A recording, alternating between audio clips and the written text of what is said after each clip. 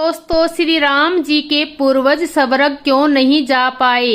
भगवान राम के पूर्वज जो शरीर के साथ जाना चाहते थे स्वर्ग, लेकिन देवताओं ने बीच में रोक दिया। जाने फिर क्या हुआ? इस वाकु वंश में राजा राम के साथ ही कई प्रतापी राजा हुए।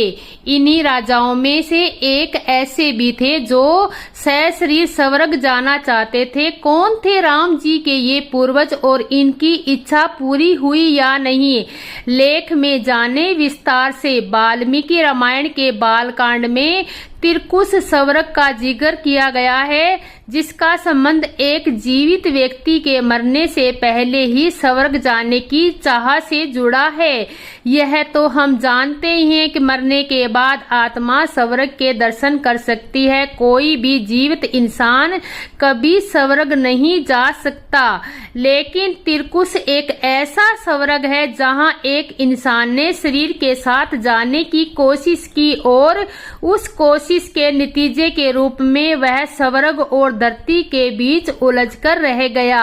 अपनी वार्ता जारी रखते हुए मिथिला के राज पुरोहित सतानंद जी ने कहा, इस बीच इक्ष्वाकु वंश में तिरकुश नाम के एक राजा हुए। अतः इसके लिए उन्होंने वशिष्ठ जी से यज्ञ करने के लिए कहा। वशिष्ठ जी ने बताया कि मुझ में इतनी सामर्थ्य नहीं है कि मैं किसी व्यक्ति को शरीर सहित स्वर्ग भेज सकूं।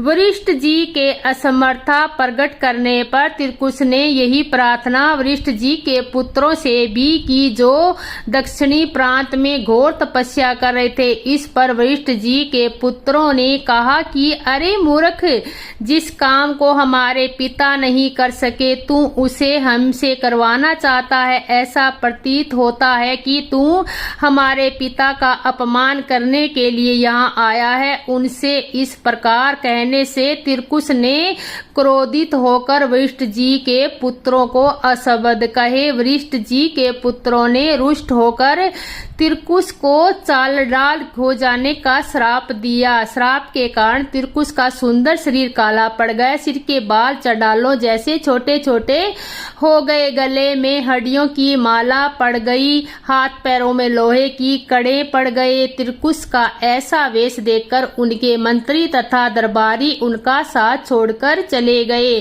फिर भी उन्होंने सशरीर स्वर्ग जाने की इच्छा का परित्याग नहीं किया। वे विश्वामित्र के पास जाकर बोले कि हे ऋषिराज, आप महान तपस्वी है, मेरी सशरीर स्वर्ग जाने की इच्छा को पूर्ण करके मुझे कृतार्थ कीजिए। विश्वामित्र ने कहा कि राजन, तुम मेरी शरण में आए हो, मैं तुम्हारी इच्छा अवश्य पूर्ण करूंगा। इतना कहकर विश्वामित्र ने अपने उन चारों पुत्रों को बुलाया जो दक्षिणी प्रांत में अपनी पत्नी के साथ तपस्या करते हुए उन्हें प्राप्त हुए थे और उनसे यज्ञ की सामग्री एकत्रित करने के लिए कहा।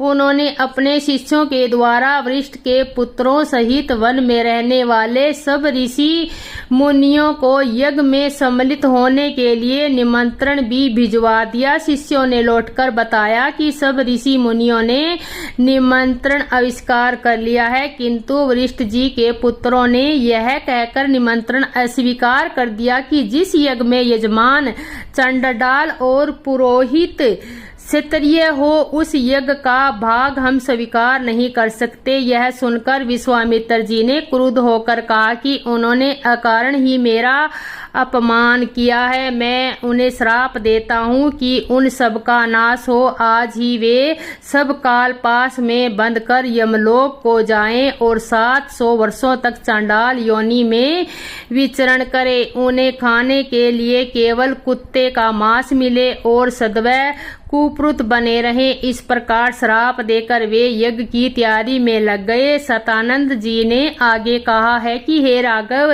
विश्वामित्र के श्राप के वशिष्ठ जी के पुत्र यमलोक सिधार गए। वशिष्ठ जी के पुत्रों के परिणाम में भयतीत सभी ऋषि मुनियों ने यज्ञ में विश्वामित्र का साथ दिया। यज्ञ की समाप्ति पर विश्वामित्र ने सब देवताओं को नाम लेकर अपने यज्ञ भाग ग्रहण करने के लिए आह्वान किया, किंतु कोई भी देवता अपना भाग लेने नहीं आया। इस पर क्रुद्ध होकर विश्वामित्र ने अर्घ्य हाथ में लेकर कहा कि हे तिरकुश, मैं तुझे अपनी तपस्या तपस्या के बल से स्वर्ग भेजना चाहता हूँ। इतना कहकर विश्वामित्र ने मंत्र पढ़ते हुए आकाश में जल छिड़का दिया और राजा तिरकुश शरीर सहित आकाश में चढ़ते हुए स्वर्ग जा पहुँचे।